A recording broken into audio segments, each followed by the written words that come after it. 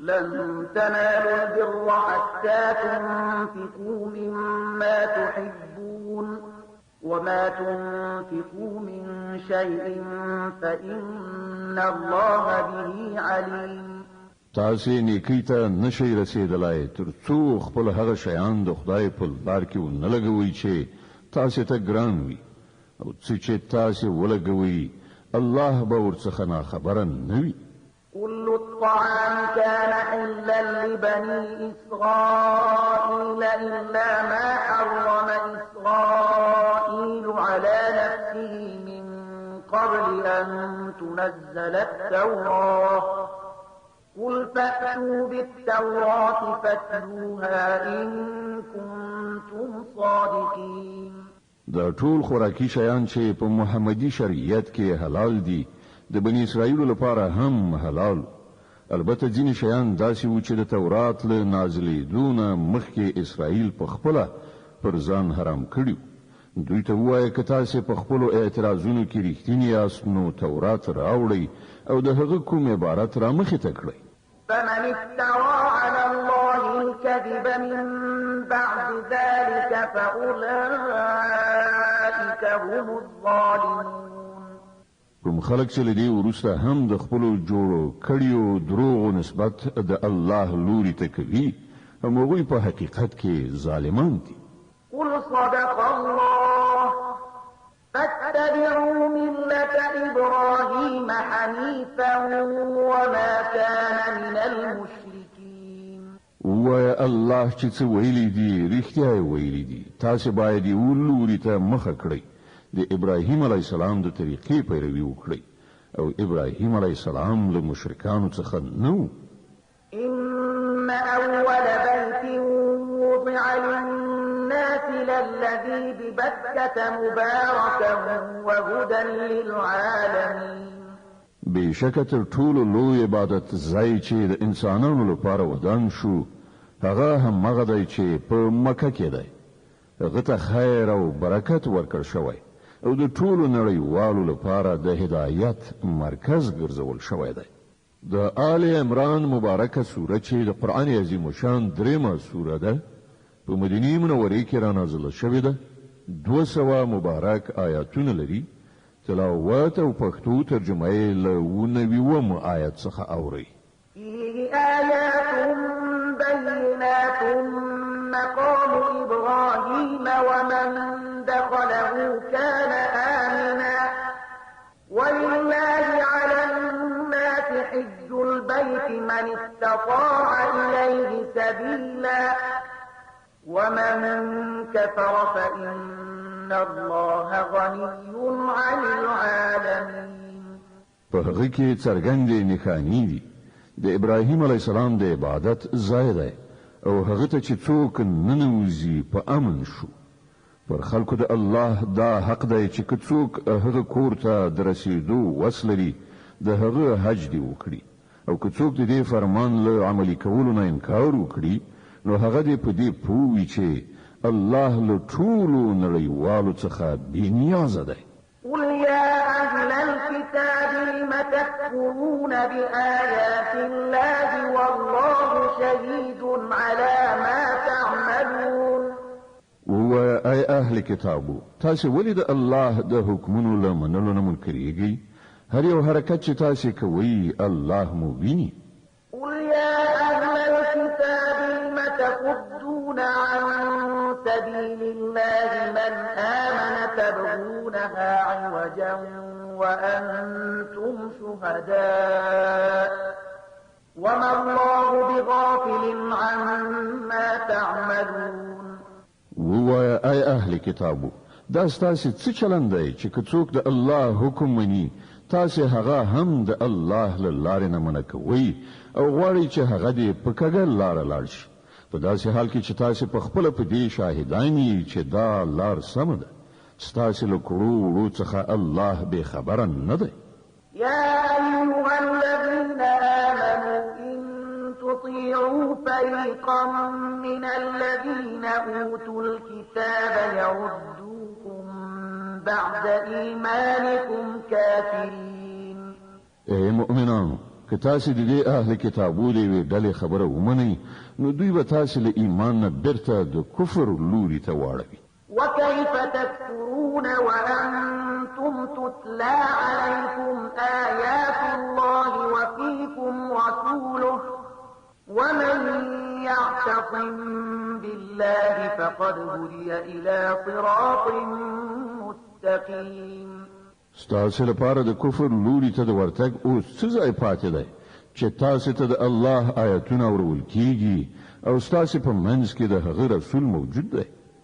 څوک چې د الله لمن په کلکه ونیسي هغه به ارومرو سم لاره ومومي.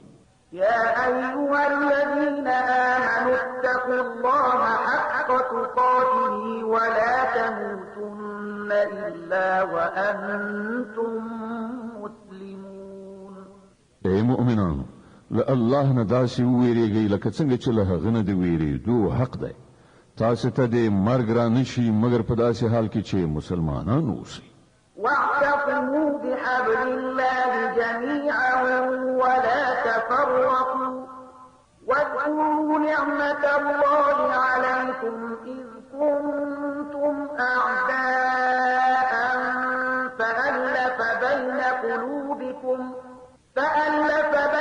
قلوبكم فأصبحتم بنعمته إخوانا وكنتم على شفا حفرة من النار فأنقذكم منها كذلك يبين الله لكم آياته لعلكم تهتدون. ټول یو ځای شي د الله رسي کلکه ونیسي او تیت پر کېږي من د الله هغه پیرزوینه در یاد کړئ چې پر تاسو کړی ده. تاسو یو د بل دښمنان وي هغه تاسو په زړونو کې مینه واچول او د هغه په مهرباني او لورینه تاسو سره ورونه شوي. تاسو دی ویلو اور ډکه کندې پر غاړه ولاړوي. الله تاسو ورڅخه وژغورلې په دغه شان الله خپل نښانې تاسو ته څرګندوي. په کار ده چې په دغه نښانو سره تاسو ته د خپل ژغورېدنې سم لاره په نظر درشي. ولتكن منكم أمة يدعون إلى الخير ويأمرون بالمعروف وينهون عن المنكر وأولئك هم المفلحون. په تاسو کې باید څه خلک ارومرو داسې وي چې د نیکی لوري ته بلنه وکړي په خو امر وکړي او له بدو منع وکړي. کوم خلک چې دا کار وکړي هغوی به بریالي شي. ولا تكونوا كالذين تفرقوا واختلفوا من بعد ما جاءهم البينات وأولئك لهم عذاب عظيم. يوم تبيض وجوه وتسود وجوه فأما الذين اسودت وجوههم أكفرتم بعد إيمانكم فذوقوا العذاب بما كنتم تكفرون. پام کوي تاسو هغو خلکو غوندې نشئ چې په ډلو ویشل شول او له روښانه څرګندو لارښودنو میندلو نه وروسته بیرته په شخړو کې اخته شول. چا چې دا چلند غوره کړی دی هغوی به په هغه ورځ سخته سزا ومومي چې هلته به څه خلک سرخوروي وي او څه تور مخي د چا چې مخونه تور وي هغو ته به وویل شي چې د ایمان د نعمت له میندلو وروسته هم تاسې د کفر چلند غوره کړ. خدن اوس د نعمت د ناشکرۍ په بدله کې د عذاب خوند وڅکئ. وأما الذين ابيضت وجوههم ففي رحمة الله هم فيها خالدون. پاتې شول د ځلانده څېرو خاوندان هغوی به د الله د رحمت په غېږ کې ځای ومومي او د تل لپاره به هغوی په همدې حالت کې اوسیږي. تلك آيات الله نتلوها عليك بالحق وما الله يريد ظلما للعالمين. دا د الله لارښودنې دي چې مونږ تا ته سمې صحیح اورو ځکه چې الله پر نړیوالو د تیری کولو څه اراده نه لري. ولله ما في السماوات وما في الأرض وإلى الله ترجع الأمور. د ځمکې او اسمانونو د ټولو شیانو څښتن الله دی او ټول چارې د همدې الله حضور ته وړاندې کیږي. كنتم خير أمة أخرجت للناس تأمرون بالمعروف وتنهون عن المنكر وتؤمنون بالله ولو آمن أهل الكتاب لكان خيرا لهم منهم المؤمنون وأكثرهم الفاسقون. اوس په نړۍ کې هغه غوره ډله تاسې یاست چې د انسانانو د لارښودنې او اصلاح لپاره منځته راوړل شوې ده. تاسې د نیکۍ امر کوئ او پر الله ایمان لرئ. که دغو کتابیانو ایمان راوړی وای نو د همدوی لپاره ښه وه، که څه هم په هغو کې ځینې د ایمان خاوندان شته، خو د دوی زیاتره کسان له فرمان څخه سرغړونکي دي. لن يضروكم إلا أذى وإن يقاتلوكم يولوكم الأدبار ثم لا ينصرون. دوی تاسو ته هیڅ ورانه نشي دراړولای، اله بلا دومره کولای شي چې تنګ مو کړي. که دوی له تاسو سره وجنګيږي نو په مقابله کې به شا درواړوي، بیا به داسې بې وسې وي چې له هیڅ لوري به مرسته ورته ونه رسیږي. ضربت عليهم الذلة أينما تكفوا إلا بحبل من الله وحبل من الناس وباءوا بغضب من الله وضربت عليهم المسكنة ذلك بأنهم كانوا يكفرون بآيات الله ويقتلون الأنبياء بغير حق ذلك بما عصوا وكانوا يعتدون. دوی چې هر چیرته ومندل شي نو ذلت به پر مسلط وي. که چیرته د خدای په وړاندې یا د انسانانو ترڅنګ پناه واخلي دا بیله خبره ده. دوی د الله په قهر اخته شوي دي، په دوی اړتیا او مغلوبیت مسلط کړی شوی دی، او دا هر څه له دې امله شوي دي چې دوی د خدای له آیاتونو څخه منکرېدل او دوی پیغمبران په ناحقه ووژل. دا د دوی د سرغړونې او تیریو عاقبت دی. ليسوا سواء من أهل الكتاب أمة قائمة يتلون آيات الله آناء الليل وهم يسجدون يؤمنون بالله واليوم الآخر ويأمرون بالمعروف وينهون عن المنكر ويسارعون في الخيرات وأولئك من الصالحين. خو ټول اهل کتاب یو شان نه دي، په هغو کې ځینې داسې هم دي چې پر سمه لاره روان دي. د شپې له مخې د الله آیاتونه لولي او د هغه په وړاندې په سجده پریوزي، پر الله او د آخرت په ورځ ایمان لري، له بدیو نه منع کوي او د ښېګڼې په چارو کې بوختېږي. دوی صالحان دي. وما يفعلوا من خير فلن يكفروه والله عليم بالمتقين. او دوی چې هر څه نیکی وکړي د هغې بې قدري به ونشي. الله پرهیزګاران ډېر ښه پیژني. إن الذين كفروا لن تغني عنهم أموالهم ولا أولادهم من الله شيئا وأولئك أصحاب النار هم فيها خالدون. پاتې شول هغه خلک چې هغو د کفر چلند غوره کړی دی، نو د الله په مقابله کې به نه د هغو شتمني څه په درد وخوري نه اولاد. هغوی دوزخ ته ورتلونکي دي او په همغه اور کې به د تل لپاره استوګنه لري. مثل ما ينفقون في هذه الحياة الدنيا كمثل ريح فيها صر أصابت حرث قوم ظلموا أنفسهم فأهلكت وما ظلمهم الله ولكن أنفسهم يظلمون. څه شي چې هغوی په خپل دغه دنیوي ژوندانه کې مصرفوي د هغه لګښت مثال د هغه باد په څیر دی چې په هغه کې بړبړ کوي وي او هغه د هغو خلکو په فصلونو والوزي چې هغه خپل پر خپل ځان ظلم کړی دی او هغه تباه او برباد کړي. الله پر هغو ظلم نه دی کړی، په حقیقت کې هغوی خپل پر خپل ځان ظلم کوي. يا أيها الذين آمنوا لا تتخذوا بطانة من دونكم لا يألونكم خبالا ودوا ما عنتم قد بدت البغضاء من أفواههم وما تخفي صدورهم أكبر قد بينا لكم الآيات إن كنتم تعقلون. اے مؤمنانو، د خپل ټولنې له وګړو نه پرته نور سره خپل رازونه مو وایي. هغوی ستاسې د ورکاوي له هیڅ یو فرصت څخه ګټه اخیستل له لاسه نه ورکوي.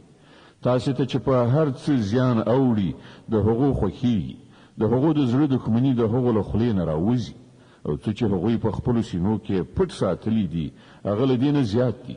مونږ تاسې ته په ډاګه څرګنده لارښودنې کړي دي که تاسې پوهه لرئ نو له هغو سره به په ارتباط ساتنه کې له پاملرنې څخه کار واخلئ. ها أنتم أولئك تحبونهم ولا يحبونكم وتؤمنون بالكتاب كله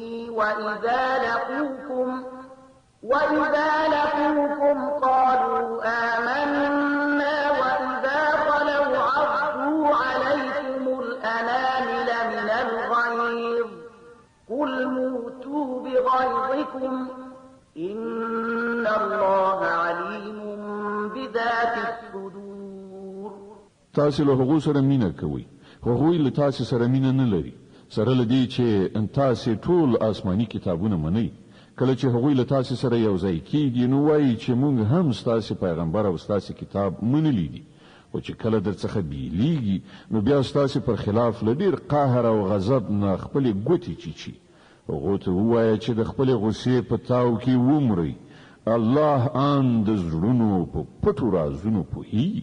إن تمسسكم حسنة تسؤهم وإن تصبكم سيئة يفرحوا بها وإن تصبروا وتتقوا لا يضركم كيدهم شيئا إن الله بما يعملون محيط. که تاسې ته څه ښېګڼه رسیږي نو هغوی خفه کیږي او که پر تاسې څه مصیبت راځي نو دوی خوشحالیږي، خو د هغوی هیڅ دسیسه ستاسې په خلاف اغېزمنه کېدی نشي په دې شرط چې تاسې له صبر څخه کار واخلئ او له الله څخه د ویرېدو سره عمل وکړئ. دوی چې هر څه کوي د الله د علم په چاپېریال کې دي. وإذ غدوت من أهلك تبوئ المؤمنين مقاعد للقتال والله سميع عليم. اے پیغمبره، د مسلمانانو په وړاندې هغه خاطره یاد کړه چې کله د سهار په توره خړه له خپل کور وتلی وي او د احد په میدان کې د مسلمانانو د جګړې لپاره په موضعګانو نیولو معذف کول. الله ټول خبرې اوري او هغه په هر څه ښه خبر دی. إذ هم الطائفتان منكم أن تفشلا والله وليهما وعلى الله فليتوكل المؤمنون. یاد کړه هغه وخت چې له تاسې نه دوه ډلې دې ته تیارې شوې وي چې بېزړهتوب وښیي، په داسې حال کې چې الله د هغو د ملاتړ لپاره موجود و او مؤمنان باید یوازې پر الله باندې ډاډ ولري. ولقد نصركم الله ببدر وأنتم أذلة فاتقوا الله لعلكم تشكرون. لدین مخکې د بدر په جګړه کې الله له تاسې سره مرسته کړې وه، په داسې حال کې چې په هغه وخت کې تاسې ډیر زیات کمزوري وئ. نو اوس پر تاسې دا لازمه ده چې د الله له ناشکرۍ ځان وژغورئ، هیله ده چې اوس تاسې شکر وباسئ. د آل عمران مبارکه سوره چې د قرآن عظیم الشان درېمه سوره ده په مدینه منورې کې را نازله شوې ده. 200 مبارک آیاتونه لري. تلاوت او پښتو ترجمه یې له 140 آیات څخه اورئ. إذ تقول للمؤمنين ألن يكفيكم أن يمدكم ربكم ب3,000 من الملائكة منزلين. یاد کړه هغه وخت چې تا مؤمنانو ته ویل آیا تاسو ته دا کافي نه ده چې الله د 3,000 پرښتو پر علیګلو د سره مرسته وکړي؟ بلى إن تصبروا وتتقوا ويأتوكم من فورهم هذا يمددكم ربكم ب5,000 من الملائكة مسومين. بشکه که تاسو د زغم په لرلو له الله څخه په ویریدو کار وکړئ نو په کومه شیبه کې چې دښمنان در باندې یرغل وکړي په همغه شیبه کې به ستاسو رب 3,000 نه د 5,000 نښانه دارو پرښتو په وسیله در سره مرسته وکړي. وما جعله الله إلا بشرى لكم ولتطمئن قلوبكم به وما النصر إلا من عند الله العزيز الحكيم ليقطع طرفا من الذين كفروا أو يكبتهم فينقلبوا خائبين. دا خبره الله د دې لپاره درته کړې ده چې تاسو خوشاله شئ او تاسو زړونه ډاډه شي. برلاسي او مرسته هر څه چې دی د هغه الله لخوا دی چې ډیر زور او په لیدونکی دی او دا مرسته به هغه د دې لپاره د سره وکړي ترڅو چې د کفر په لار د تلونکو یو مټ غوڅ کړي یا هغه ته داسې رسوا کوونکې ماتې ورکړي چې هغوی ناکام خړسترګي بیرته ستانه شي. ليس لك من الأمر شيء أو يتوب عليهم أو يعذبهم فإنهم ظالمون. ای پیغمبره د فیصلې په واکمنۍ کې ستاسو برخه نشته. د الله واک دی که خوښ شي و به بخي که غواړي په سزا به ورسوي ځکه چې هغوی تیری کوونکي دي. ولله ما في السماوات وما في الأرض يغفر لمن يشاء ويعذب من يشاء والله غفور رحيم. په اسمانونو او ځمکه کې چې هر څه دی د هغو څښتن الله دی. چاته چې خوښ شي بخنه کوي او چاته چې خوښ شي عذاب ورکوي. هغه بخونکی او مهربان دی. يا أيها الذين آمنوا لا تأكلوا الربا أضعافا مضاعفة واتقوا الله لعلكم تفلحون. ای مؤمنان دا زیاته او څو چنده سودخوري پرېږدئ او له الله نه وویریږئ هیله ده چې بریالي شئ. واتقوا النار التي أعدت للكافرين وأطيعوا الله والرسول لعلكم ترحمون. له هغه اور نه ځان وژغورئ چې د کافرانو لپاره تیار کړی شوی دی او د الله او رسول حکم ومنئ کیدای شي چې رحم در باندې وشي.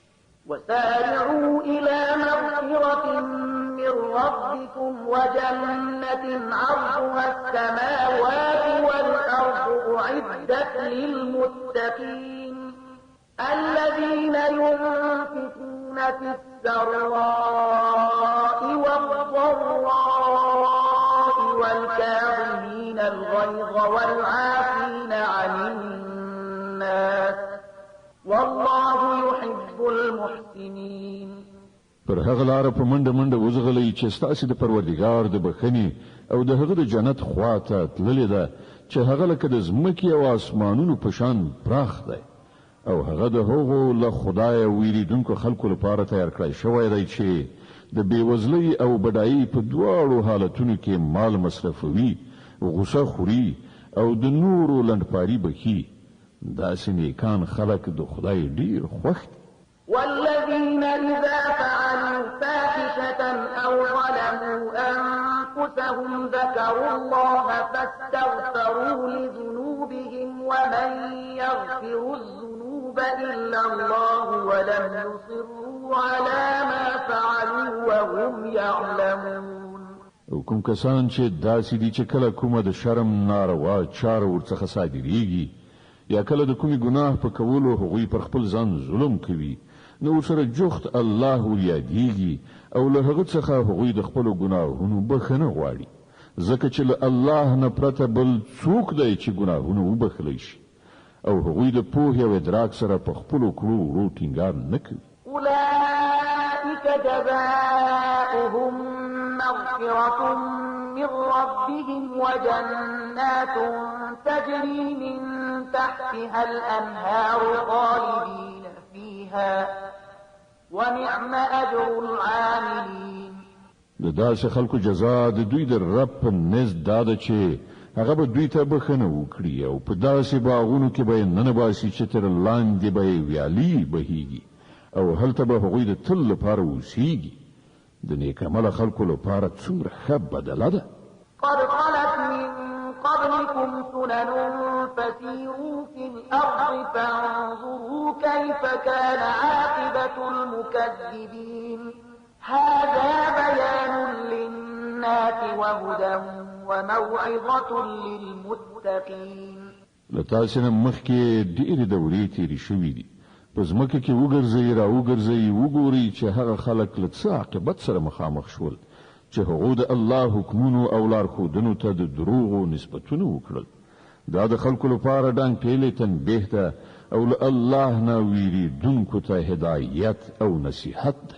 ولا تهنوا ولا تحزنوا وأنتم الأعلون إن كنتم مؤمنين.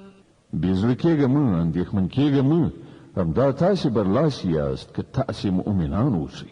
إن يمسسكم قرح فقد مس القوم قرح مثله وتلك الأيام نداولها بين الناس وليعلم الله الذين آمنوا ويتخذ منكم شهداء والله لا يحب الظالمين وليمحص الله الذين آمنوا ويمحق الكافرين. اوس که تاسې ټپي شوي نو له دې نه مخکې ستاسې دښمنه ډله همداسې ټپیان شوي دي. دا د زمانې خوږې ترخې دي چې مونږ یې د خلکو ترمنځ اړوو راړو. پر تاسې دا مرحله ځکه راوستل شوه چې الله دا کتنه غوښتله چې په تاسې کې رښتیني مؤمنان څوک دي او د هغو خلکو چاڼول یعنی بیلول غوښتل چې په واقعي توګه د رښتینولۍ شاهدان وي ځکه چې ظالمان د الله نه خوښیږي او هغه د دې ازموینې په وسیله د مؤمنانو په ځانګړې توګه بیلول او د کافرانو ځپل غوښتل. أم حسبتم أن تدخلوا الجنة ولما يعلم الله الذين جاهدوا منكم ويعلم الصابرين ولقد كنتم تمنون الموت من قبل أن تلقوه فقد رأيتموه وأنتم تنظرون. آیا تاسې دا ګڼلې ده چې همداسې به جنت ته لاړ شئ په داسې حال کې چې لا تر اوسه پورې الله دا نه دي لیدلي یعنی دا ازمایښت نه دی کړی چې په تاسې کې څوک هغه خلک دي چې د هغه په لار کې جهاد کوونکي او صبر کوونکي دي. تاسې خو د مرګ هیلې کولې خو دا د هغه وخت خبره ده چې مرګ سره مخامخ شوي نه وئ. دا د اوس سره مخامخ شوئ او تاسې هغه په سترګو ولید. وما محمد إلا رسول قد خلت من قبله الرسل أفإن مات أو قتل انقلبتم على أعقابكم ومن ينقلب على عقبيه فلن يضر الله شيئا وسيجزي الله الشاكرين. محمد صلی الله علیه وسلم نور څه نه دی مګر صرف یو پیغمبر دی.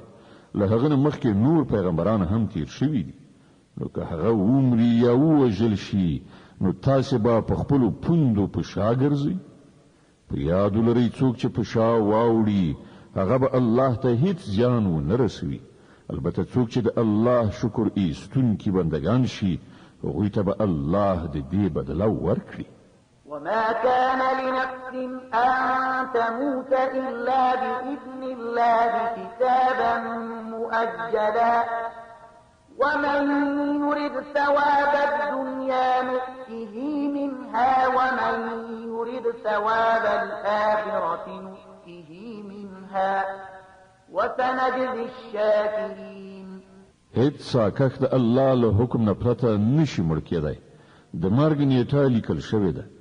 څوک چې د دنیا د ثواب په اراده کار وکړي هغه ته به موږ له همدې دنیا نه ورکړو، او څوک چې د آخرت په اراده کار وکړي هغه به د آخرت ثواب ومومي، او شکر ایستونکو ته به موږ ارومرو د هغو جزا ورکړو.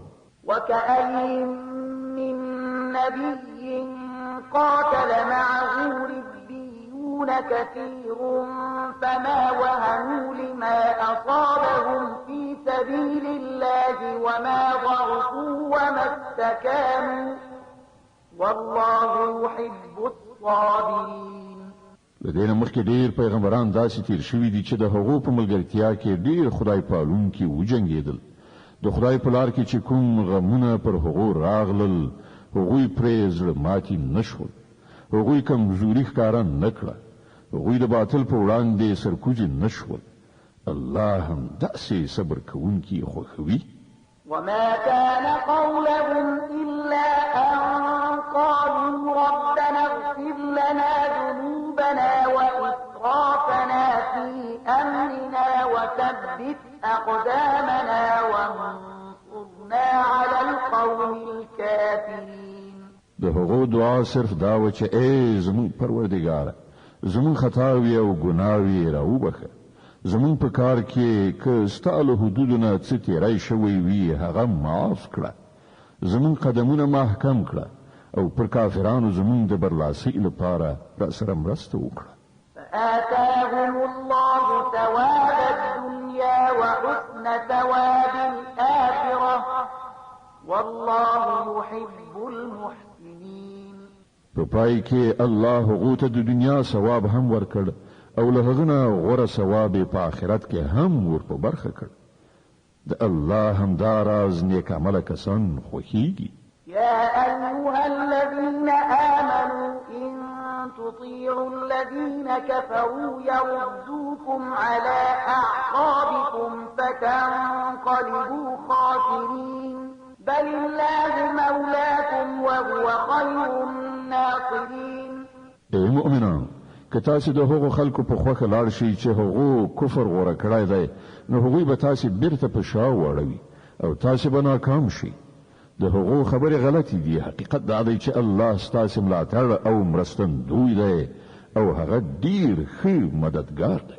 سنلقي في قلوب الذين كفروا الرعب بما أشركوا بالله ما لم ينزل به سلطانا ومأواهم النار وبئس مثوى الظالمين.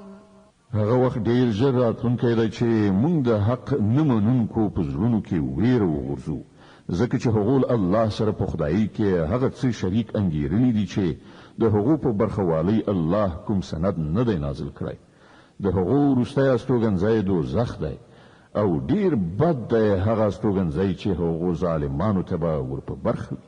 ولقد صدقكم الله وعده إذ تحسونهم بإذنه حتى إذا فشلتم وتنازعتم في الأمر وعصيتم من بعد ما أراكم ما تحبون منكم من يريد الدنيا ومنكم من يريد الآخرة ثم صرفكم عنهم ليبتليكم ولقد عفا عنكم والله ذو فضل على المؤمنين.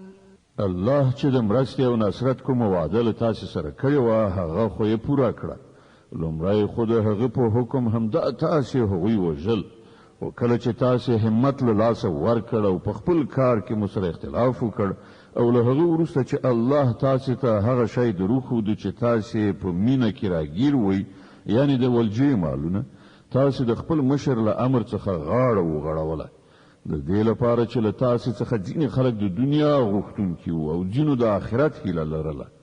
نو الله تاسې د کافرانو په مقابله کې په شا وتنبولی، تر څو چې پر تاسې ازمایښت وکړي، او حق دا ده چې الله بیا هم تاسې ته معافي وکړه، او الله پر مؤمنانو د فضل خاوند دی.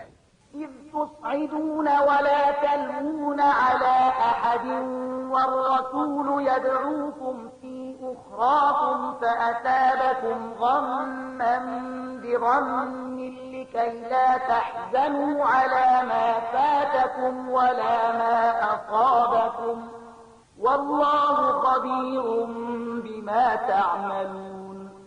د پزړه کړی هغه وخت چې تاسې په تیښته ځغلېدئ، هیڅ چاته مو بیرته د کتلو قدر پام نه، او پیغمبر صلی الله علیه وسلم له شا د پسې تاسې ته نارې وهلې. په هغه وخت کې ستاسې د دې چار چلند بدله خدای درکړه چې تاسې پر غم د پاسه غم اخته کړئ، تر څو د آینده لپاره دا درس واخلئ چې که څه شی ستاسې له لاسه ووځي یا کوم تکلیف درته ورسیږي چې په هغه خفه نشئ. الله ستاسې د ټولو کړو وړو څخه خبر دی. ثم أنزل عليكم من بعد الغم أمنة نعاسا يغشى طائفة منكم وطائفة قد أهمتهم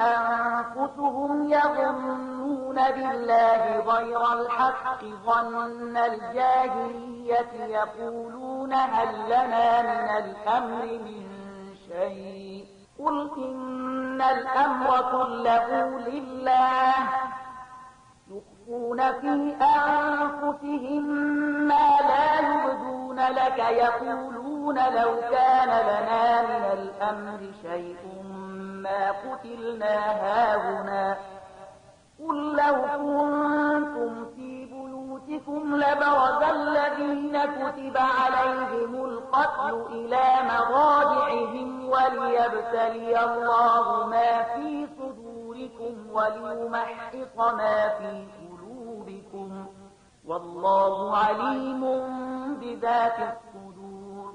لدې کړهونو وروسته بیا هم الله له تاسې څخه پر ځینو کسانو یو داسې د ډاډینې غوندې حالت راوست چې هغوی پریشانۍ یې وړل. یو بله ډله چې هغې ته یوازې همدا خپلې ګټې ارزښت درلود، د الله په باب رنګارنګ جاهلانه انګېرنې کولې چې له سر تر پایه د حق پر خلاف وي. دا خلک اوس وایي چې د دې کار په سرته رسولو کې زمونږ هم څه برخه شته. دوی ته ووایه د هیڅ چا پکې هیڅ برخه نشته، د دې کار ټولې واکمنۍ د الله په لاس کې دي. په اصل کې چې دې خلکو کومې خبرې په زړونو کې پټې ساتلې دي هغه تاته نه څرګندوي. د دوی اصلي هدف دا دی چې که د مشرتابه په واکمنیو کې زمونږ څه برخه وای نو دلته به نه وژل کېدو. دوی ته ووایي چې که تاسې په خپلو کورونو کې هم وای نو د کومو کسانو چې مرګ لیکل شوی وو هغوی په خپله د خپل وژل کېدو ځایونو ته راوتل. او دا پیښه چې وشوه دا د دې لپاره وه چې کوم شی چې ستاسې په سینو کې پټ دی الله هغه وازموي، او ستاسې په زړونو کې چې کوم خیره دی هغه را برسیره کړي. الله د زړونو په حال ډیر ښه پوهیږي.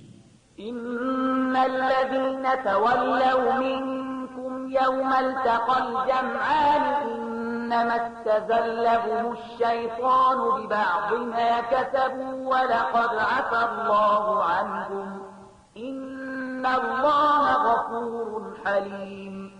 لتاسې نه کوم خلکو چې د مقابلې په ورځ شا اړولې وه د هغو د دې تېروتلو سبب دا و چې د هغو د ځینو کمزوریو له امله شیطان د هغو پښې ښویولې وي. الله هغو ته بښنه وکړه. الله ډېر تېرېدونکی او د زغم څښتن دی.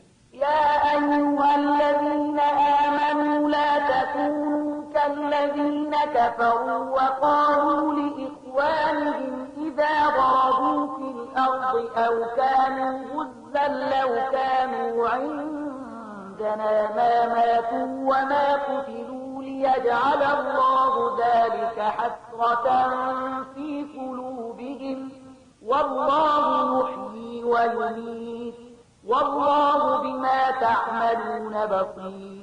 ای مؤمنانو، کافرانو غوندې خبرې مکوئ چې که د هغو دوستان او خپلوان کله کوم سفر ته ځي یا په جګړه کې برخه اخلي او هلته له کومې پیښې سره لاس او ګریوان کیږي، نو هغوی وایي چې که هغوی له موږ سره وایي نو نه به مړه شوي او نه به وژل شوي وو. الله دا ډول خبرې د هغو په زړونو کې د غم او افسوس وسیله ګرځوي.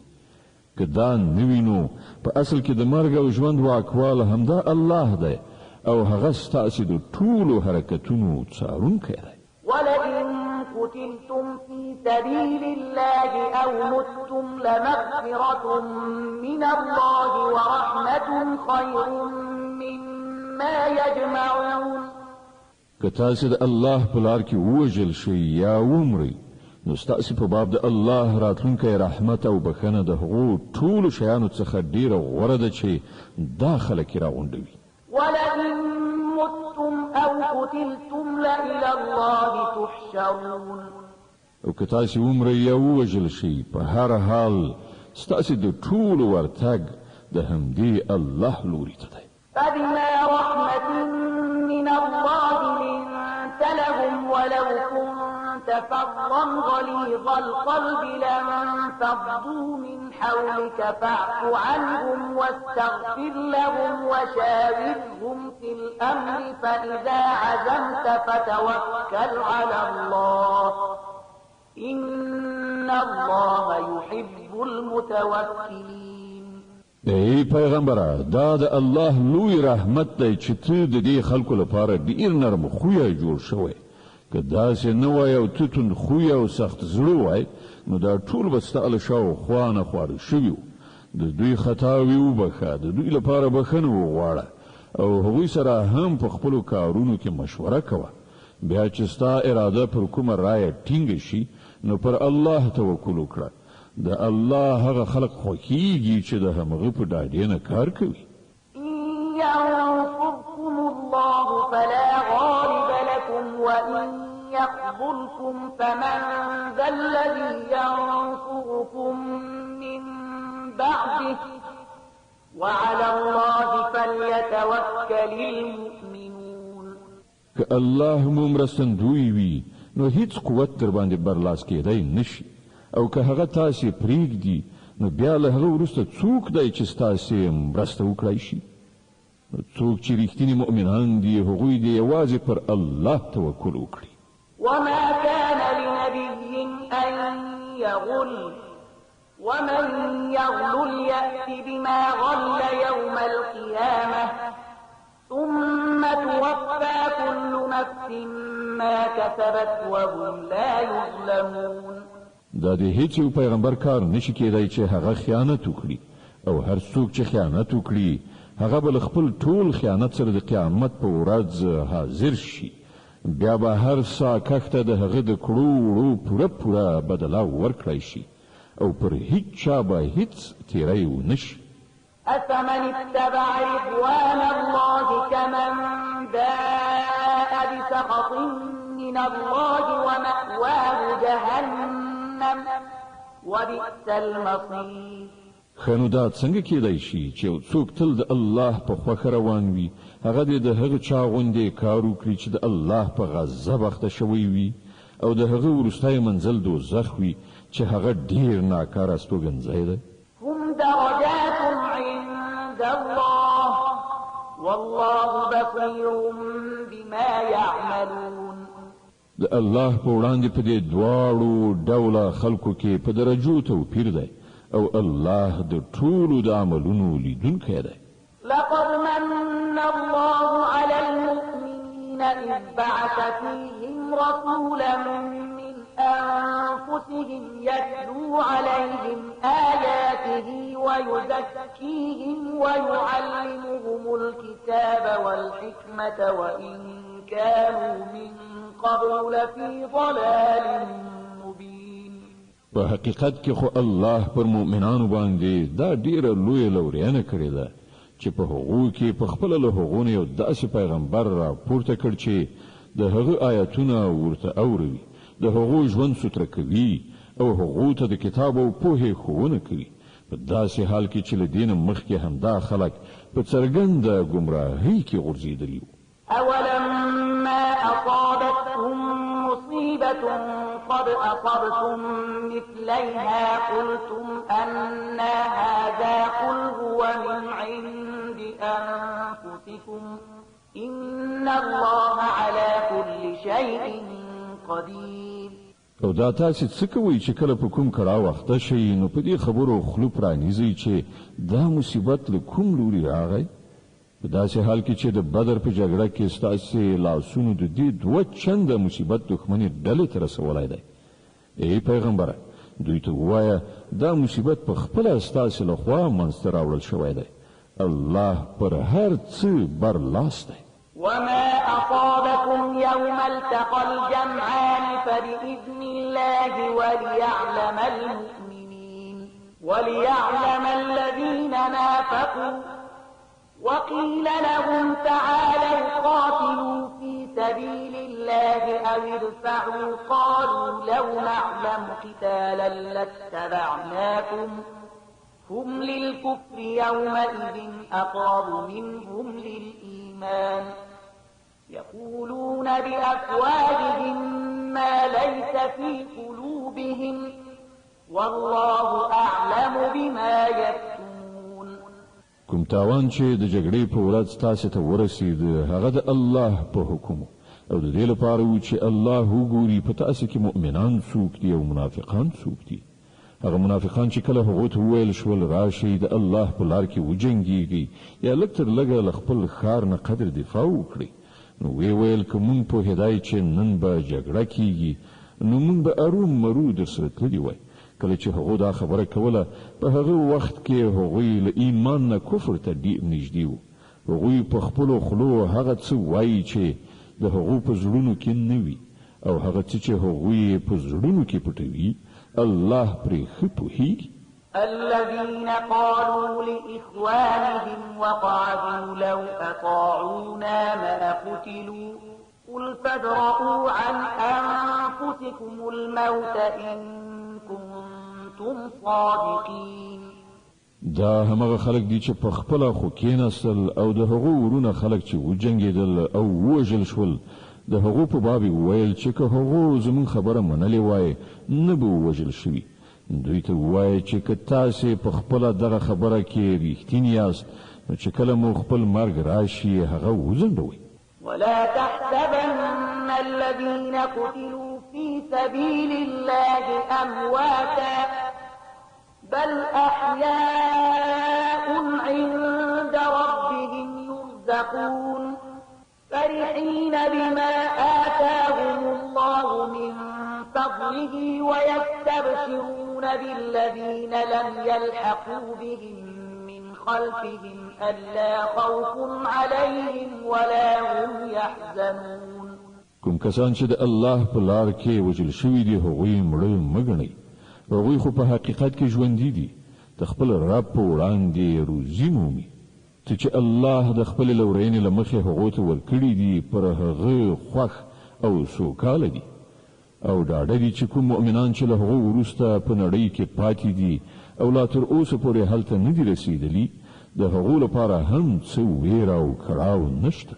يستبشرون بنعمة من الله وفضل وأن الله لا يضيع أجر المؤمنين.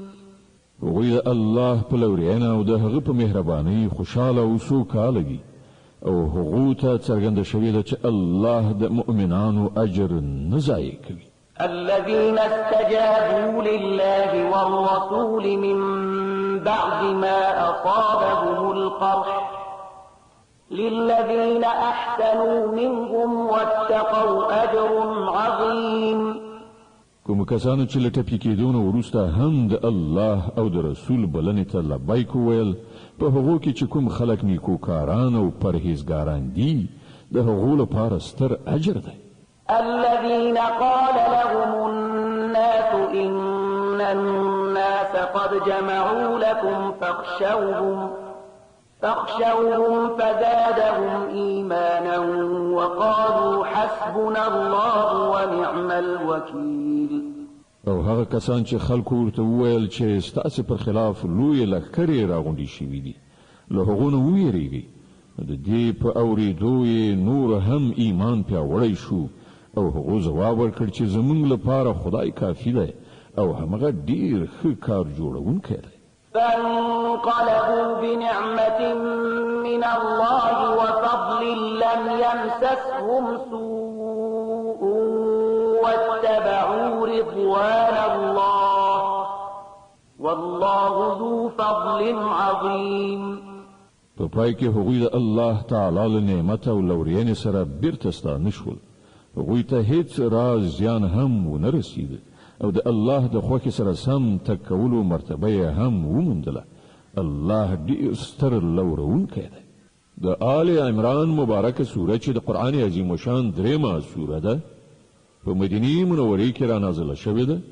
200 مبارک آیاتونه لري. تلاوت او پښتو ترجمه یې له 155 آیت څخه اورئ. إنما ذلكم الشيطان يخوف أولياءه فلا تخافوهم وخافون إن كنتم مؤمنين. اوس تاسو ته څرګنده شوه چې هغه په اصل کې شیطان و چې خپل دوستان بې ځایه ویرول. د دې عمله په راتلونکي کې تاسو له انسانانو څخه مه ویریږئ، له ما نه وویریږئ که تاسو په رښتینې توګه د ایمان خاوندان یې. ولا يحزنك الذين يسارعون في الكفر إنهم لن يضروا الله شيئا يريد الله ألا يجعل لهم حظا في الآخرة ولهم عذاب عظيم.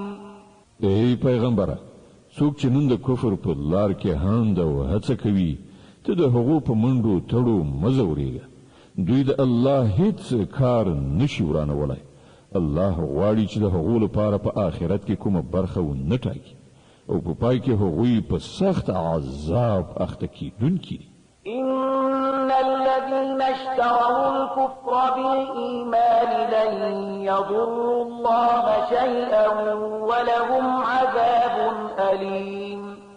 کوم خلکو چې د ایمان په بدل کې کفر اخیستی دی، هغوی په باوري توګه الله ته هیڅ زیان نشي اړولی. د هغو لپاره دردناک عذاب تیار دی. ولا يحسبن الذين كفروا أنما نملي لهم خير لأنفسهم إنما نملي لهم ليزدادوا إثما ولهم عذاب مهين. دا مهلت چې موږ هغو ته ورکوو، کافران دي دا د ځان لپاره غوره نه ګڼي. موږ خو هغو ته د دې لپاره مهلت ورکوو چې دوی د ګناه دروند پیټی وتړي، بیا د هغو لپاره سخته سپکوونکې سزا ده.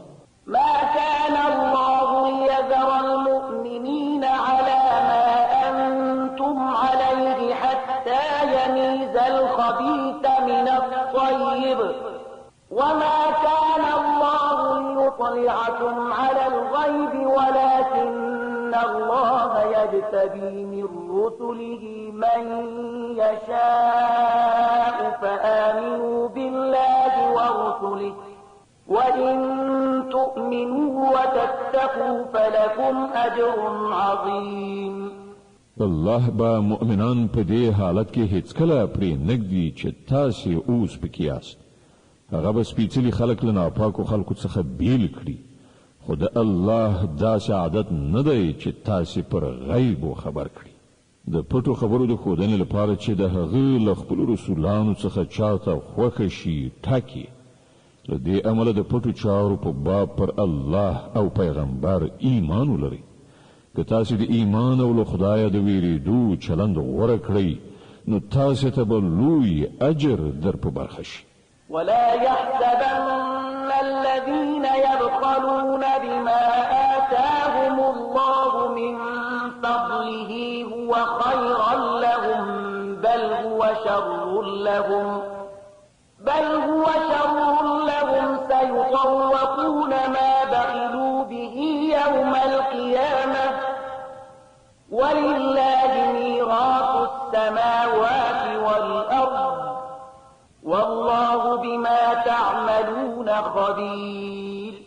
کوم خلکو ته چې الله له خپل فضل نه ورکړه کړې ده او بیا هغوی د بخیلۍ نه کار واخلي، هغوی دې دا نه ګڼي چې دا بخیلي د هغو لپاره ګټوره ده. نه، دا د هغو لپاره ډیره بده ده. څه شی چې هغوی په خپله شومتیا راغونډوي همغه به د قیامت په ورځ د هغو د غاړې توق شي. د ځمکې او آسمانونو میراث یوازې د الله دی او تاسې چې څه کوئ الله پرې خبر دی. لقد سمع الله قول الذين قالوا إن الله فقير ونحن أغنياء سنكتب ما قالوا وقتلهم الأنبياء بغير حق ونقول ذوقوا عذاب الحريق. په یقیني توګه الله د هغو خلکو وینا واورېده چې وایي الله بې وزلی دی او مونږ شتمن یو. د هغو دا وینا به هم مونږ ولیکو او له دې نه مخکې چې هغو کوم پیغمبران په ناحقه وژلي هغه هم د هغو په عملنامه کې ثبت دي. کله چې د فیصلې وخت راشي په هغه وخت کې به مونږ هغو ته ووایو چې دا د اوس د دوزخ د عذاب خوند وڅکئ. ذلك بما قدمت أيديكم وأن الله ليس بظلام للعبيد. دا ستاسې د خپلو لاسونو ګټه ده. الله پر خپلو بندګانو ظالم نه دی. الذين قالوا إن الله عهد إلينا ألا نؤمن لرسول حتى يأتينا بقربان تأكله النار قل قد جاءكم رسل من قبلي بالبينات وبالذي قلتم فلم قتلتموهم إن كنتم صادقين. کوم کسان چې وایي الله مونږ ته لارښودنه کړې ده چې مونږ باید هیڅوک د پیغمبر په توګه تر هغه پورې ونه منو تر څو چې هغه زمونږ په مخ کې داسې قرباني ونه کړي چې له غیبو راتلونکی اوري ونه خوري. هغو ته ووایه تاسې ته له ما څخه مخکې ډېر پیغمبران راغلي دي چې ډېرې زیاتې څرګندې ښکاره نښانې یې راوړې وې او هغه نښانه یې هم راوړې وه چې تاسې یادونه کوئ. نو که د ایمان راوړلو لپاره تاسې د دې شرط په وړاندې کولو کې رښتیني یاست نو تاسې هغه پیغمبران ولې وژل؟ فإن كذبوك فقد كذب رسل من قبلك جاءوا بالبينات والزبر والكتاب المنير. اوس ای محمد صلی الله علیه وسلم که دا خلک تا دروغجن ګڼي نو له تا نه مخکې یو شمېر هغه پیغمبران دروغجن ګڼل شوي دي چې ښکاره څرګندې نښانې صحیفې او روښانوونکي کتابونه یې راوړي. كل نفس ذائقة الموت وإنما توفون أجوركم يوم القيامة فمن زحزح عن النار وأدخل الجنة فقد فاز وما الحياة الدنيا إلا متاع الغرور. په پای کې هر څوک د مرګ خوند څکونکی دی او تاسې ټول د قیامت په ورځ د خپلو پوره اجرونو موندونکي. بریالی اصلا هغه څوک دی چې هلته د دوزخ له اوره وژغورل شي او جنت ته ننویستل شي. پاتې شوه دا دنیا دا خو صرف یو غولونکی شی دی. لتبلون في أموالكم وأنفسكم ولتسمعن من الذين أوتوا الكتاب من قبلكم ومن الذين أشركوا ولتسمعن من الذين أوتوا الكتاب من قبلكم ومن الذين أشركوا أذى كثيرا وإن تصبروا وتتقوا فإن ذلك من عزم الأمور. اے مسلمانان، تاسو به د مال او سر دواړو په ازموینه کې واچول شي او تاسو به له اهل کتابو او مشرکانو څخه ډېرې زورونکې خبرې واورئ. که تاسو په دې ټولو حالاتو کې د زغم او له خدایه ویرې په چلند ثابت اوسئ، نو دا د سترې حوصلې کار دی. وَإِذْ أَخَذَ اللَّهُ مِيثَاقَ الَّذِينَ أُوتُوا الْكِتَابَ لَتُبَيِّنُنَّهُ لِلنَّاسِ وَلَا تَكْتُمُونَهُ فَنَبَذُوهُ وَرَاءَ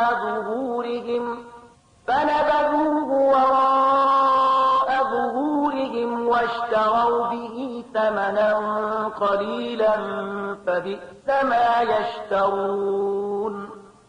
دغو اهل کتابو ته هغه کلکه وعده هم ور یاد کړه چې الله ورڅخه اخیستې وه چې تاسو به د کتاب لارښودنې په خلکو کې خوروئ او هغه به پټوئ نه، خو هغو کتاب شاته وغورځاوه او هغه یې په لږ بیه وپلوري. څومره ناکاره راکړه ورکړه ده چې دوی یې کوي. لا تحسبن الذين يفرحون بما أتوا ويحبون أن يحمدوا بما لم يفعلوا فلا تحسبنهم بمفازة من العذاب ولهم عذاب أليم. تاسې هغه خلک له عذاب نه خوندي مانګیرئ چې په خپلو کړو وړو خوشحاله دي او هیلهمن دي په داسې چارو کې ستاینه وشي چې په واقع کې هغوی نه دي کړي. په حقیقت کې د هغو لپاره دردناکه سزا تیار ده. ولله ملك السماوات والأرض والله على كل شيء قدير. د ځمکې او اسمانونو څښتن الله دی او د هغه پر هر څه لاس بر دی. د آل عمران مبارکه سوره چې د قرآن عظیم شان درېمه سوره ده، په مدینه منورې کې را نازله شوې ده. 200 مبارک آیاتونه لري. تلاوت او پښتو ترجمه یې له 190 آیت څخه اورئ.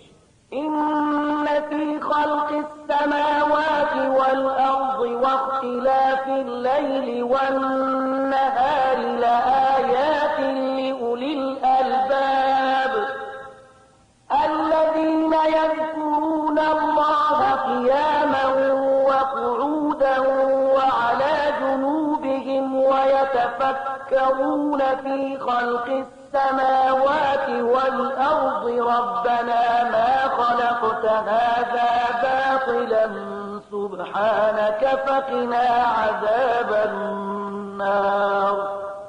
د ځمکې او اسمانونو په پیدایښت او د شپې او ورځې په تګ راتګ کې د هغو پوهانو لپاره ډېرې نښانې دي چې په ولاړې ناستې او ملاستې هر حالت کې خدای یادوي او د اسمانونو او ځمکې په ساختمان کې غور او فکر کوي. هغوی په غیر ارادي توګه غږ کوي چې زمونږ ربه دا ټول شیان تا عبث او بې مقصده نه دي هست کړي، ته له دې نه پاکې چې عبث کار وکړي. نو ای ربه مونږ د دوزخ له عذابه وژغوره. ربنا إنك من تدخل النار فقد أخزيته وما للظالمين من أنصار. تا چې څوک په دوزخ کې واچو هغه دې په حقیقت کې په ستره خوارۍ او رسوایۍ کې وغورځاو او بیا د دغه ظالمانو هیڅ مرستندوی نه وي. ربنا إننا سمعنا مناديا ينادي للإيمان أن آمنوا بربكم فآمنا ربنا فاغفر لنا ذنوبنا وكفر عنا سيئاتنا وتوفنا مع الأبرار. لویه څښتنه مونږ دیو نارې وهونکي आवाज واورېد چې د ایمان لوري ته بلنه ورکوله او ویل چې خپل رب ومني. مونږ د هغه بلنه ومنله. نو ای زمون بادار کومه ګناه چې له موږ څخه صادره شوې ده له هغې نه راتېر شه، کومې بدۍ چې په موږ کې دي هغه ایسته کړه، او په خاتمه کې راته د غوره خلکو ملګرتیا را په برخه کړه. ربنا وآتنا ما وعدتنا على رسلك ولا تخزنا يوم القيامة إنك لا تخلف الميعاد. خدایا کومې وعدې چې تا د خپل رسولانو په وسیله کړې دي هغه له موږ سره ترسره کړه، او د قیامت په ورځ موږ له رسوایي سره مخامخ کوه.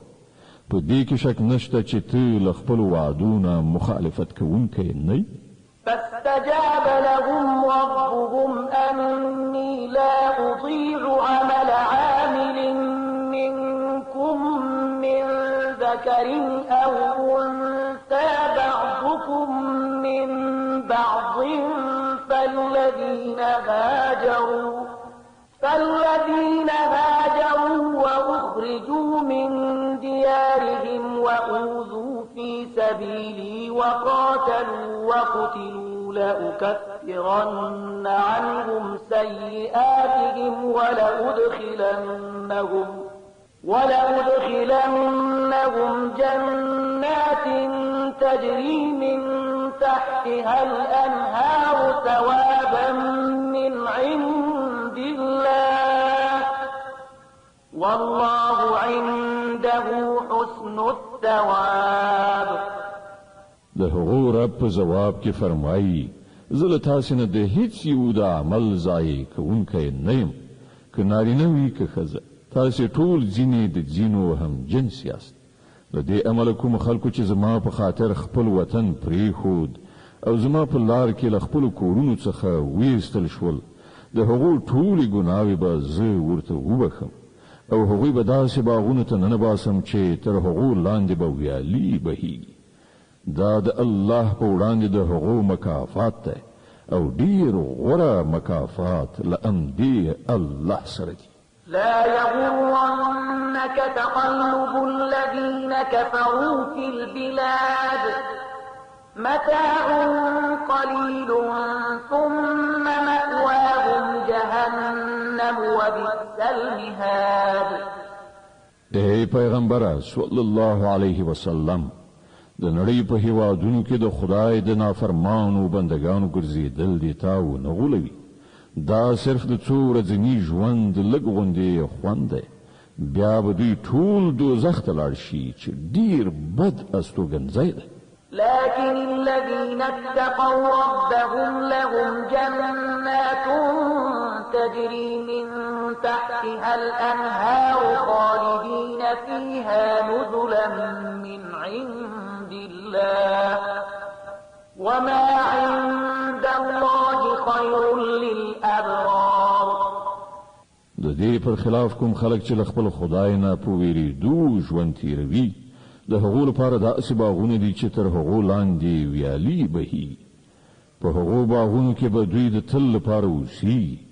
دا د هغو لپاره د الله له لوري د میلمستیا وسایل دي، او څه چې له خدای سره دي د غوره بندگانو لپاره همغه ډیر غوره دي. وإن من أهل الكتاب لمن يؤمن بالله وما أنزل إليكم وما أنزل إليهم خاشعين لله لا يشترون بآيات الله ثمنا قليلا أولئك لهم أجرهم عند ربهم إن الله سريع الحساب. په اهل کتابو کې هم څه کسان داسې شته چې الله مني، پر هغه کتاب ایمان راوړي چې تاسو ته لیږل شوی دی، او پر هغه کتاب هم ایمان لري چې له دې نه مخکې په خپله هغو ته لیږل شوی و. د الله په وړاندې سرونه ښکته دي، او د الله آیتونه په لږ غوندې بیه نه پلوري. د هغو مکافات د هغو له پروردګار سره دي، او د الله حساب اخیستنه ځنډیږي نه. يا أيها الذين آمنوا اصبروا وصابروا ورابطوا واتقوا الله لعلكم تفلحون. ای مؤمنان، لزغم نه کار واخلئ، د باطل پرستانو په مقابله کې میړانه وښیي، د حق د خدمت لپاره ملا ټینګه وتړئ او له الله نه ویریدونکي اوسئ. هیله ده چې بری ومومئ.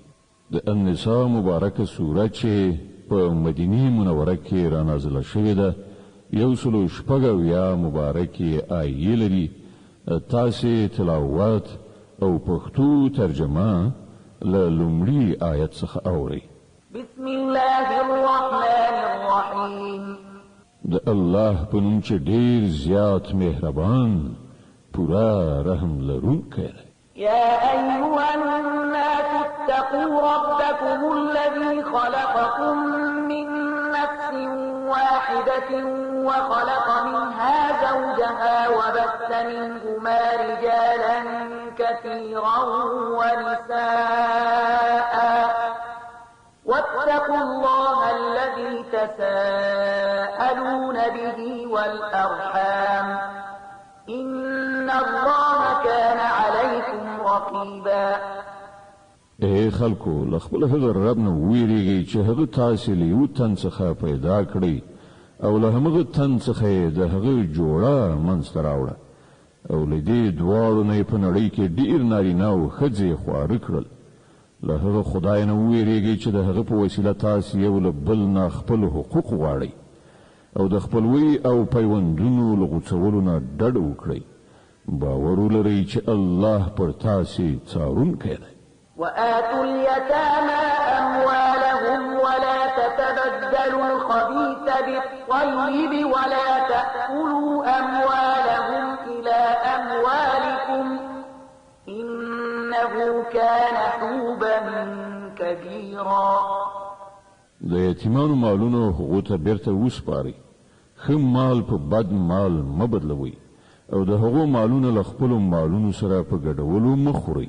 دا ډیره لویه ګناه ده. وإن خفتم ألا تقسطوا في اليتامى فانكحوا ما طاب لكم من النساء مثنى وثلاث ورباع فإن خفتم ألا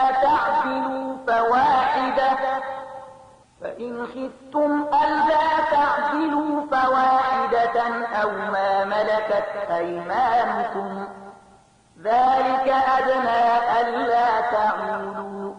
که تاسو ویریږئ چې له یتیمانو سره به عدالت نشئ کړای نو کومې ښځې چې ستاسې خوښیږي له هغو څخه له 2 3 یا 4 سره نکاح وکړئ.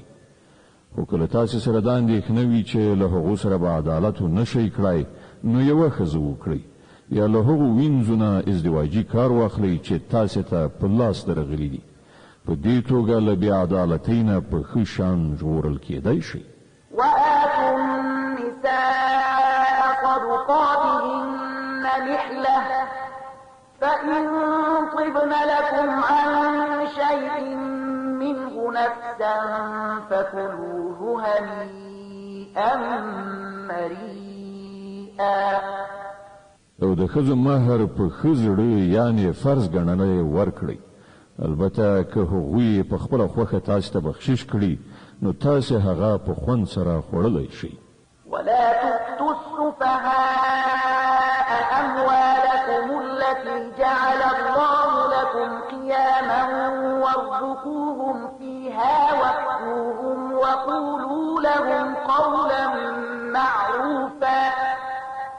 او ناپوهانو ته د هغوی مالونه مه ورکوئ کوم چې ستاسو په ولایت کې دي او الله هغه ستاسو د ژوند د سمبالښت وسیله ګرځولې او له دغو مالونو څخه هغو ته خوراک او پوښاک ورکړئ او د دوی د مال په حساب او ساتلو سره دوی ته سمه لارښوونه وکړئ. وابتلوا اليتامى حتى إذا بلغوا النكاح فإن آنستم منهم رشدا فادفعوا إليهم أموالهم ولا تأكلوها إسرافا وبدارا أن يكبروا. ومن كان غنيا فليستعفف ومن كان فقيرا فليأكل بالمعروف.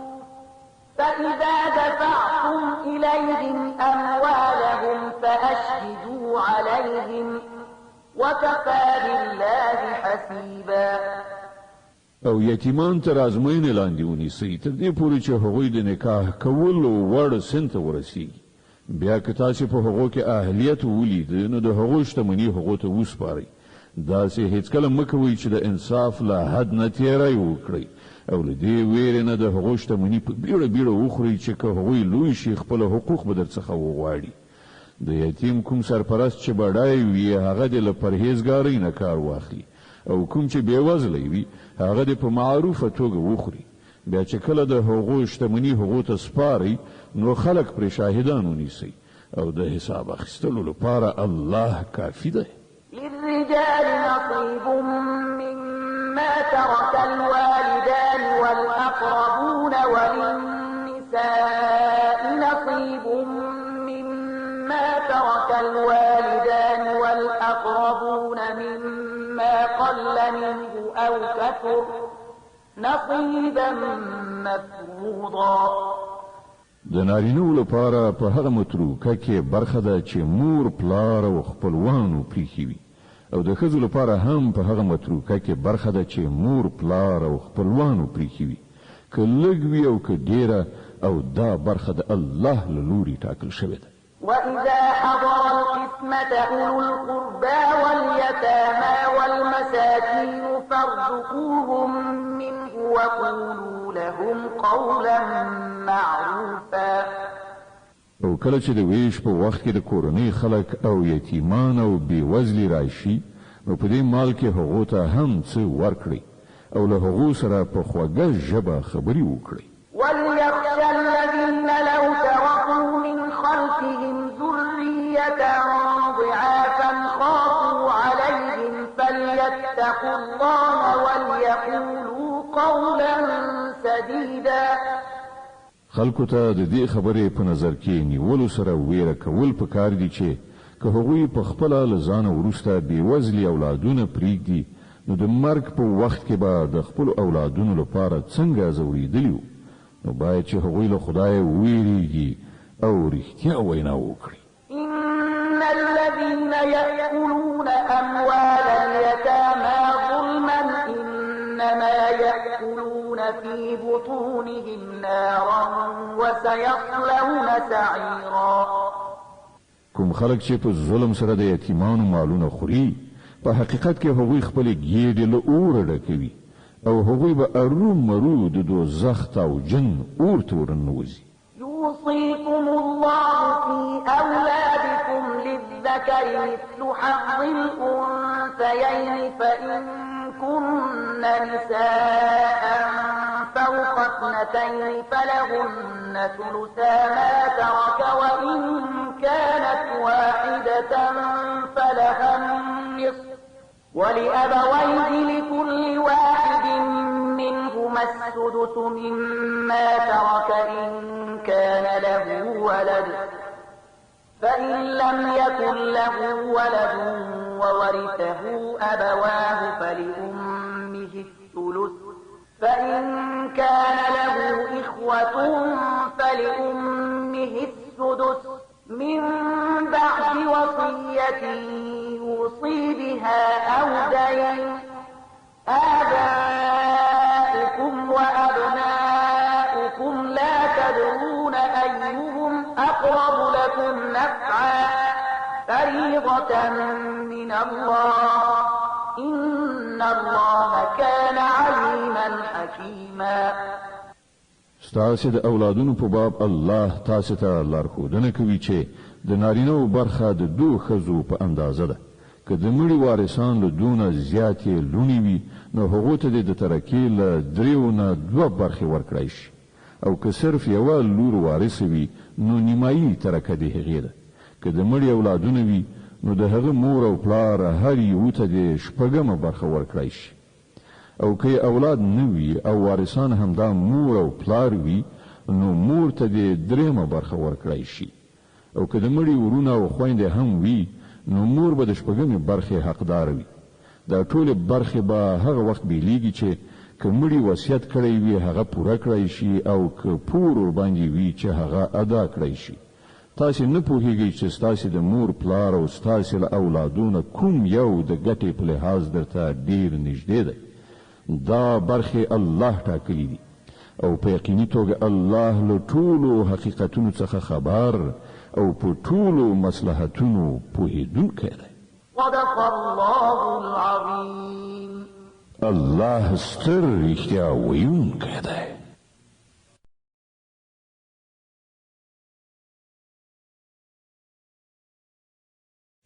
د النساء مبارکه سوره چې د قرآن عظیم شان څلورمه سوره ده په مدینه منوره کې را نازله شوې ده.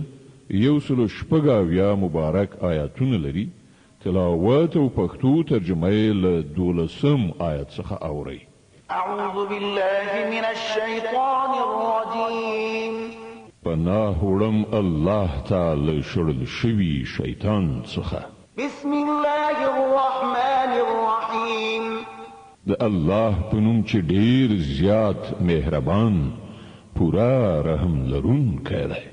ولكم نصف ما ترك أزواجكم إن لم يكن لهن ولد فإن كان لهن ولد فلكم الربع مما تركوا من بعد وصية يوصين بها أو دين ولهن الربع مما تركتم إن لم يكن لكم ولد فإن كان لكم ولد فلهن الثمن مما تركتم من بعد وصية توصون بها أو دين وإن كان رجل يورث كلالة أو امرأة وله أخ أو أخت فلكل واحد منهما السدس فإن كانوا أكثر من ذلك فهم شركاء في الثلث من بعد وصية يوصى بها أو دين غير مضار وصية من الله والله عليم حليم. او ستاسې ښځو چې څه پریښي وي د هغه نیمایي برخه تاسې ته رسیږي که اولاد یې نه وي او که اولاد یې وي بیا د ترکې څلورمه برخه ستاسې ده. کله چې وصیت چې که هغو کړی وي پوره کړی شي او د پور له ادا کېدو وروسته که پوره وړی وي او هغوی به ستاسې له ترکې نه د څلورمې برخې حقدار وي که بې اولاده وي او که ستاسې اولادو نو بیا د هغو اتمه برخه ده. وروسته د وصیت له پوره کولو نه که تاسې وصیت کړی وي او وروسته د پور له ادا کولو نه که پوره وړي وي او که هغه نارینه یا ښځه چې د هغه میراث باید وویشل شي بې اولاده هم وي او مور پلار یې هم ژوندي نه وي خو یو مورنی ورور یا یوه مورنۍ خور موجوده وي نو ورور او خوره هر یو ته به شپږمه برخه ورسیږي او که ورونه او خویندې له یونه زیات وي نو د ټولې ترکې په دریمه برخه کې به هغوی ټول برخه والوي. وروسته له هغه ضرر نه رسونکي وصیت له پوره کېدو نه چې یې کړی او د پور له ادا کولو چې ورباندې وي. دا د الله له لوري حکم دی او الله پوه باخبره او نرم خویه دی. تلك حدود الله ومن يطع الله ورسوله يدخله جنات تجري من تحتها الأنهار خالدين فيها وذلك الفوز العظيم. ومن يعص الله ورسوله ويتعد حدوده يدخله نارا خالدا فيها وله عذاب مهين. دا د الله ټاکل شوی پولی دي. څوک چې د الله او د هغه د پیغمبر اطاعت وکړي الله به هغه داسې باغونو ته ننباسي چې تر هغو لاندې به ویالې بهیږي او هغوی به پکې د تل لپاره استوګن وي او همدا ستر بریالیتوب دی. او څوک چې د الله او د هغه د پیغمبر څخه سرکشي وکړي او د هغه له ټاکل شوو پولو نه تیری وکړي الله به هغه په اور کې وغورځوي چې په هغه کې به د تل لپاره استوګن وي او د هغه لپاره رسوا کوونکی سزا ده. واللاتي يأتين الفاحشة من نسائكم فاستشهدوا عليهن 4 منكم فإن شهدوا فأمسكوهن في البيوت حتى يتوفاهن الموت أو يجعل الله لهن سبيلا. ستاسې له ښځو نه چې څوک بدلمنې وي پر هغو باندې له تاسې څخه 4 شاهدان ونیسئ او که 4 کسان شاهدي ووایي نو هغوی په کورونو کې بندیانې کړئ تر هغه پورې چې هغو ته مرګ راشي یا الله د هغو لپاره څه لاره برابره کړي. واللذان يأتيانها منكم فآذوهما فإن تابا وأصلحا فأعرضوا عنهما إن الله كان توابا رحيما. او له تاسې نه چې څوک د دې فعل مرتکب شي نو هغوی دواړه وځوروئ بیا که هغو توبه ویستله او ځانونه یې اصلاح کړل نو هغوی پرېږدئ چې الله ډېر ښه توبه قبلونکی او رحم کوونکی دی. إنما التوبة على الله للذين يعملون السوء بجهالة ثم يتوبون من قريب فأولئك يتوب الله عليهم وكان الله عليما حكيما. هو په دې پوه شئ چې پر الله باندې د توبې قبلولو حق د هغو کسانو لپاره دی چې د ناپوهۍ له امله کوم بد عمل ورڅخه صادر شي او ورپسې سم د لاسه توبه وباسي. داسې خلکو ته بیا الله د خپل مهربانۍ په نظر پاملرنه کوي او الله له ټولو خبرو خبردار دی او د حکمت او پوهې څښتن دی. وليست التوبة للذين يعملون السيئات حتى إذا حضر أحدهم الموت قال إني تبت الآن ولا الذين يموتون وهم كفار أولئك أعتدنا لهم عذابا أليما. خو د هغو خلکو لپاره توبه نشته چې پرلپسې بد کارونه کوي تر دې پورې چې کله له هغو نه د یو تن د مرګ نیټه رارسیږي نو په هغه وخت کې وایي چې اوس مې توبه ویستله. او همدغه راز د هغو کسانو لپاره هم توبه نشته چې د مرګ تر وخته پورې په کفر کې پاتې شي. د دغه ډول خلکو لپاره خو مونږ دردناکه سزا تیاره کړې ده.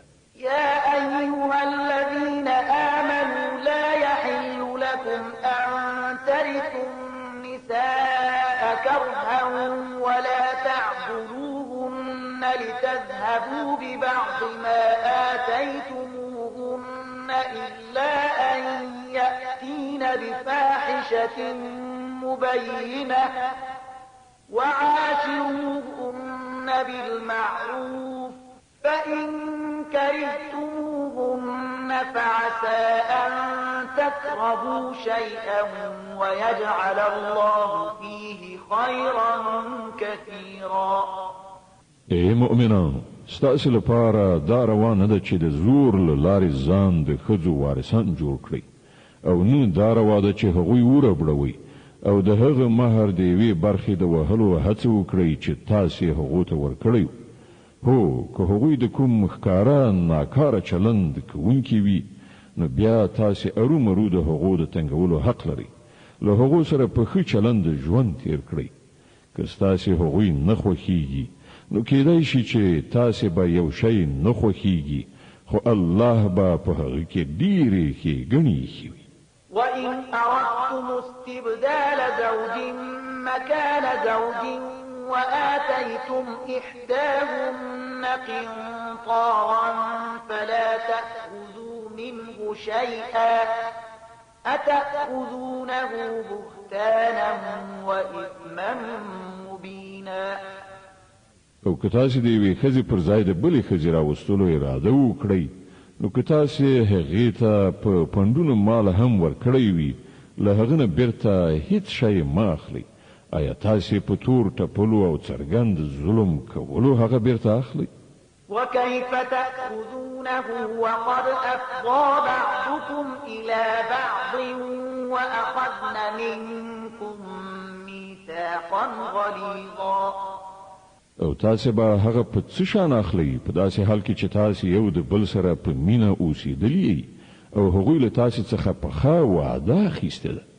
ولا تنكحوا ما نكح آباؤكم من النساء إلا ما قد سلف إنه كان فاحشة ومقتا وساء سبيلا. او لکوم خذو سره چې ستاسو پلرونو نکاح کړی وي له هغو سره هیڅ کله نکاح مکوئ. خو څه چې مخکې شوي دي هغه شوي دي. په حقیقت کې دا یو د شرم کار دی، ناوړه دی او بد چلند دی. حرمت عليكم أمهاتكم وبناتكم وأخواتكم وعماتكم وخالاتكم وبنات الأخ وبنات الأخت وأمهاتكم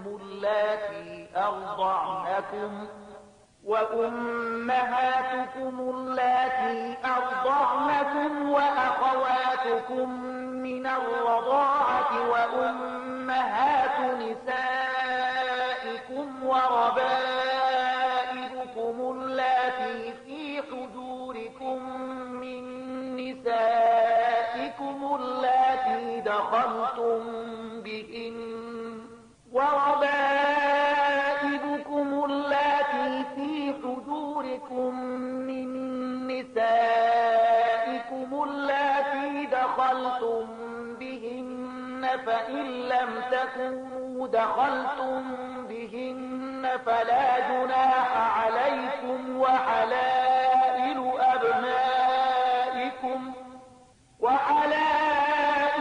أبنائكم الذين من أصلابكم وأن تجمعوا بين الأختين إلا ما قد سلف إن الله كان غفورا رحيما. پر تاسو حرام کړی شوې ستاسو میندې، لونې، خویندې، ترېندې، توړیګانې، ورېرې، خورزي او ستاسو هغه میندې چې تاسو ته شودي درکړي وي او ستاسو د تی شریک خویندې او ستاسو د خځو میندې او ستاسو د خځو هغه لونې چې ستاسو په غیږو کې پالل شوي وي. د هغو میرمنو لونې چې ستاسو ورسره د میړه میرمنې اړیکه راغلي وي او که یوازې نکاح ورسره تړل شوي وي او د میړه میرمنې تماس مو نه وي نیولی نو د هغو په پرېښودلو او د هغو له لونو سره په نکاح کولو کې پر تاسې څه ګناه نشته. او ستاسې د هغو زامنو میرمنې چې ستاسې له پشت نه وي او دا هم پر تاسې حرامه ده چې په یو نکاح کې دوه خویندې یو ځای کړئ. خو چې مخکې څه شوي هغه شوي دي. الله بخونکی او رحم کوونکی دی.